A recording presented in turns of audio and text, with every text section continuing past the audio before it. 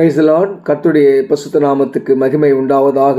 இன்றைய நாளுக்கான இறைவார்த்தை ஏசாயா தீர்க்கதரிசியின் புஸ்தகம் அதிகாரம் 53 10 மலைகள் விலகினாலும் பர்வதங்கள் நிலை பெயர்ந்தாலும் என் கிருபை உன்னை விட்டு விலகாமலும் என் சமாதானத்தின் உடன்படிக்கை நிலை பெயராமலும் இருக்கும் என்று உன்மேல் மனதுருகிற கர்த்தர் சொல்கிறார்.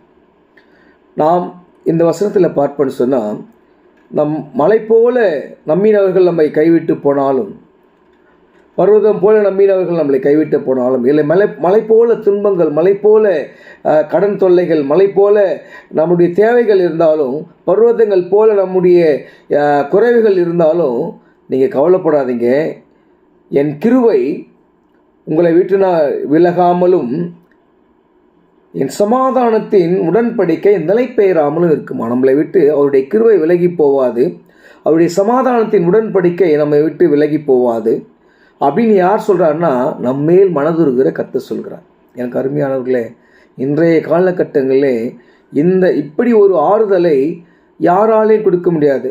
மனித ரீதியாக வேறு எதாவது சொல்லலாம், என்கிட்ட இது இல்லை, நம்ம தேவை என்ன கேட்க போகிறேன் என்பது அவருக்கு தெரிஞ்சு அவர் சொல்லுவார், இல்லை அது அந்த மாதிரி எதுவும் கேட்டுறாத, என்னை ரொம்ப அது இன்னலுக்குள்ளே ஆக்கிடாத, அது என்கிட்ட இல்லை, பண உதவியா என்கிட்ட இல்லை, பொருள் உதவியா என்கிட்ட இல்லை, நானே இப்போ கடத்தில் இருக்கிறேன் அப்படின்னு சொல்லி நம்மை இன்னும் நம்முடைய பாரத்தை அதிகமாக்குற மனிதர்களை தான் நாம் பார்த்துருக்குறோம்.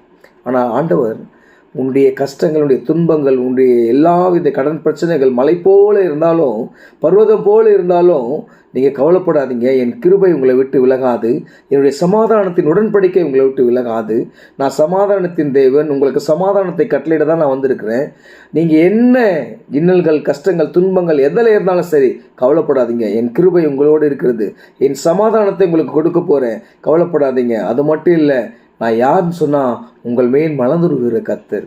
எனக்கு அருமையானவர்களே, இப்படி ஒரு ஆறுதலான ஒரு வார்த்தைகளை சொல்ல, இப்படி ஒரு ஆறுதலான வசனத்தை நாம் கேட்கும்போது கர்த்தர் நமக்கு இடைப்படுவார். கண்டிப்பாக நம்முடைய விசுவாசத்தை நீங்கள் வைங்க, அவர் மேலே வைங்க. கடவுள் கண்டிப்பாக நம்மளை என்ன பண்ணுவார், நம்முடைய கஷ்ட நஷ்டங்கள் எல்லாம் நீக்கி போடுவார். நீங்கள் ஐயோ இவ்வளோ பெருசாக இருக்கே, இது நான் எப்படி மேற்கொள்ள போகிறேன்னு யோசிக்கலாம்.